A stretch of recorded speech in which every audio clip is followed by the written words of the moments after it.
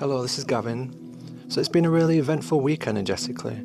I feel like now we're shifting into brighter days as we move past the dark new moon and work our way up to the next phase to full bright. And this will undoubtedly bring into manifestation all the seeds we planted whilst moving around in the darkness. And the weekend's now here. If you have plans either to get out and explore or stay in and look after yourself, I do hope you do so with self-care and responsibility. I'm reading from the Mariel Tarot deck, and this was published by Schiffer Books in 2012. So let's see where we are this weekend. I pray that the messages and symbols that bleed through today are helpful in aiding you on your life path and uplifting your spirit. I'll be reading some descriptions from the original guide that came with this deck for a unique perspective on today's cards, so I hope you enjoy. So we have this week the Six of Cups. And this is the angel emerging from the subconscious waters. And now we have Judgment, card number 20, from the Major Arcana. And finally, we have the Five of Discs, where heaven is found within.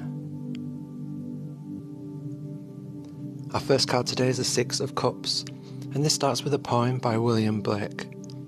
He whose face gives no light shall never become a star. Now the Six of Cups is the Archangel Uriel, which means light of God.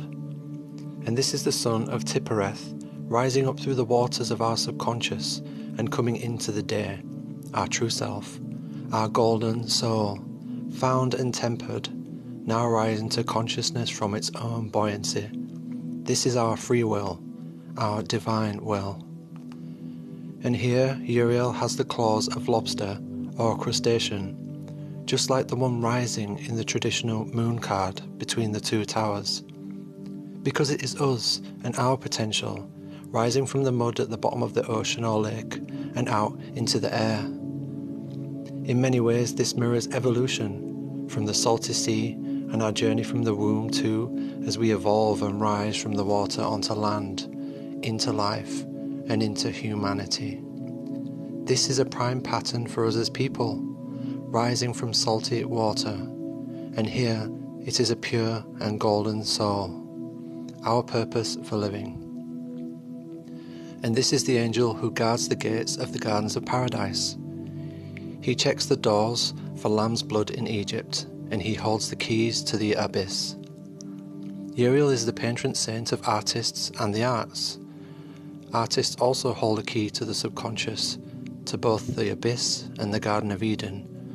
All artists reach down deep into the well, the dark places in the soul, to find their inspiration. Uriel solves challenges by reaching deep into the depths of the self for the answers, and by trusting and helping the true self rise to the surface, by exposing that which was previously hidden, repressed, or locked away, by growing.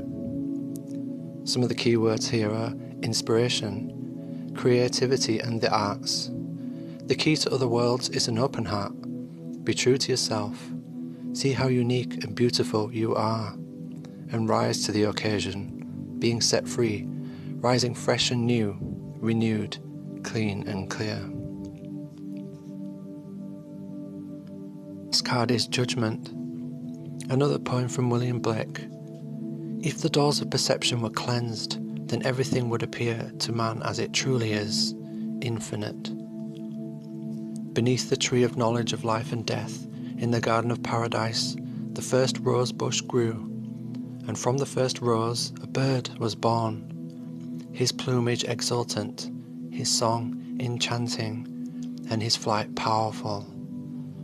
When Adam and Eve ate from the tree of knowledge of good and evil, and so became of the world of life and death, a spark fell from the cherub's sword onto the nest and set it on fire, consuming the bird's ephemeral body with flame until he was ash. And when the embers and bits of bone that were the corpse of the bird cooled, life began to congeal again within the aromatic sepulchre, and an apple appeared. Inside was a handsome worm, who in the shade grew into the likeness of an eagle, and then a fledgling, and finally into the noble visage of an adult. and then he was adorned with fiery feathers of crimson and violet, just as he was at the beginning, and brought radiantly to fulfillment. The flesh of the phoenix is born again, wholly renewed, free of sin, his own beloved son, and his own dear father.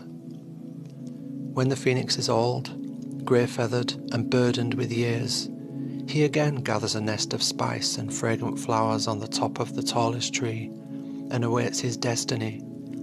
For the heat of the sun kindles the pyre, and engulfs house and bird in flame. Then in the dust he's born again, young and clean and full of grace he rises from the ashes. The card's judgment lies beyond the sun and the moon. It is beyond the judgment of good and evil, life and death. Here all symbols come together: tree of life, caduceus, Merkaba, spine, zodiac, tarot.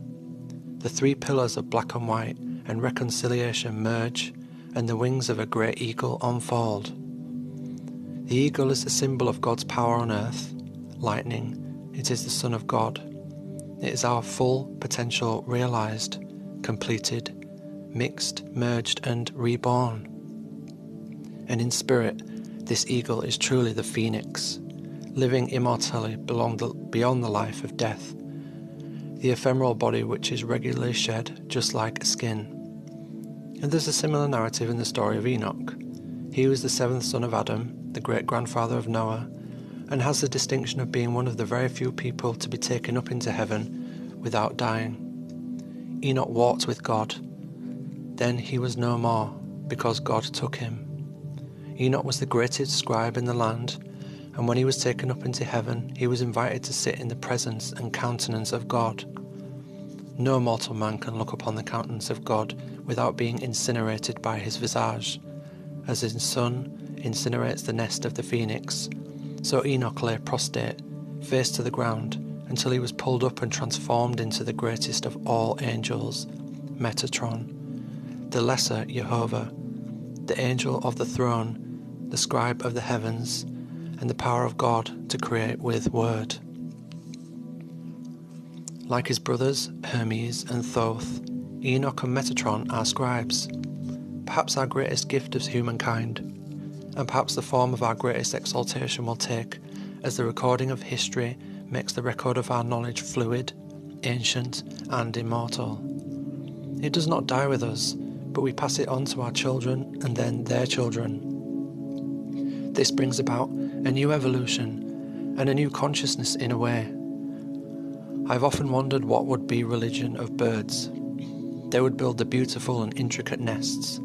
Surely the desire and knowledge of nest building comes up through their consciousness, not only as art.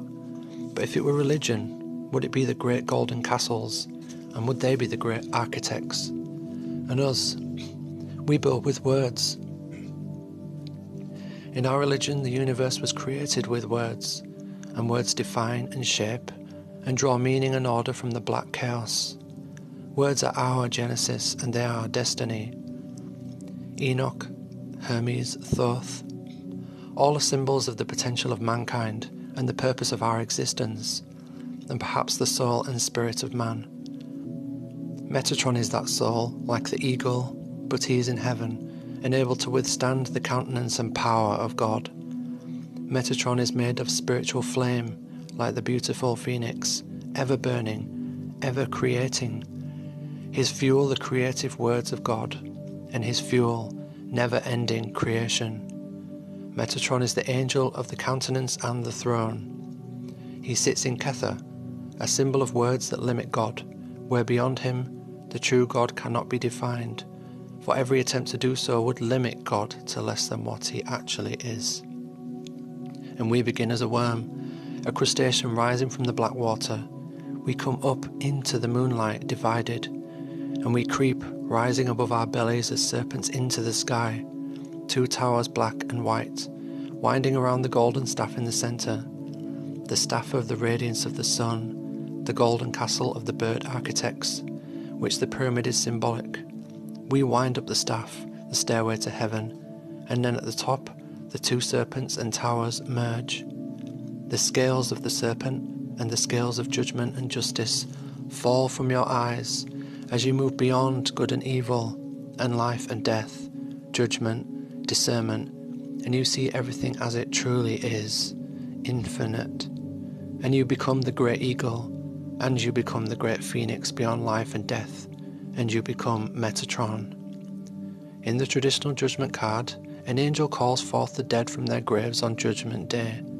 That angel is Metatron, and the people rising from their graves are the worms in the earth, the crustacean rising from the black water, and the lotus from the muddy bottom of the pond, life from the void, baby from the womb.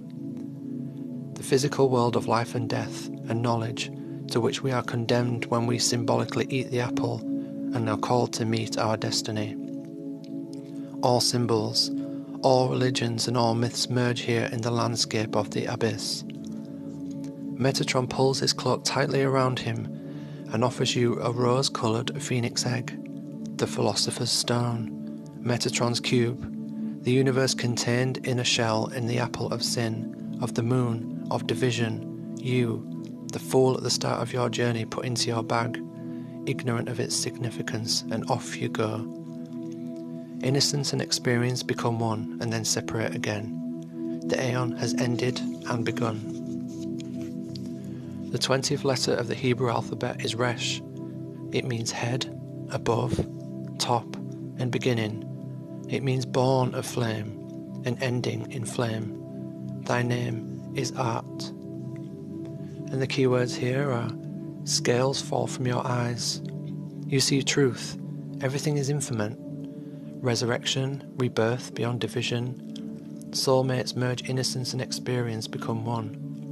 Birth into eternity, highest exaltation. Long cycles of life, death and rebirth. The end of a chapter of your life, and there is always an opportunity for redemption. Now we have the 5 of discs. Heaven is in the heart, and eternity is always now. Gently parting the serpentine flesh, the Ouroboros is exposed eternally eating its own tail. The heart contains the immortal soul, and the 5 of discs is the temple of the soul, spirit filling the fourfold element of earth. Now this man is the opposite of the fool, and is fully descended into flesh. He's completely surrounded by serpents, for he wears them, and still there is paradise in his heart. It is the pit you have to go down in to retrieve the gold, and the knowledge of yourself and your destiny, and then you have to bring a balance between that world and the one you inhabit. The pit is the snakes and the heart, and the ring is the snake around the heart. Now for the 4 of discs. This is an external paradise, all of the bounty and abundance and beauty of the earth, and there's a monastery there, and the soul can be fed with just the perfection and beauty of the earth. It is also roots, a rich place for everything to put down. The trees, the rocks, the mountains, the place our bones go to. But the 5 of discs, on the other hand, is internal, and it is paradise, the heaven that we find within ourselves. And the snakes are symbolic of flesh. And interesting to think of the serpent in the Garden of the Eden as flesh. Flesh that tempts us, and flesh that introduces us to the ideas of good, evil, life, death, suffering, and shame.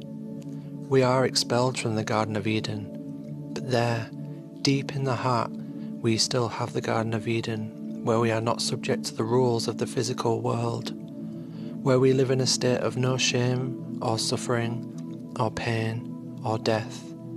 There is only life and love and abundance. This is paradise.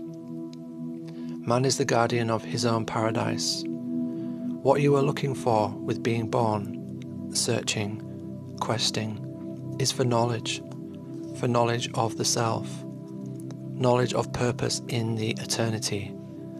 And here, after going down into the deepest pits of the abyss, in the 5s, you know that heaven is not in the sky, it is in the heart, and eternity is not somewhere else, it is now, in the present moment. And the keywords here are synchronicity, harmony, being grounded and centered, the need to look for the answers from within and to find peace from deep within. Lovers, spouses and mates are all to bring peace also, inner peace, successfully meeting the challenges of this card. I hope you enjoyed today's reading. It was a nice change for me reading from the book, and I feel like I've learned some new bits today. I do pray you have a blessed weekend, and I'll see you again next week with some more tarot insights. As always, it is a great honour, and thank you for joining me today. I wish you all the best in your personal life. Thank you and God bless.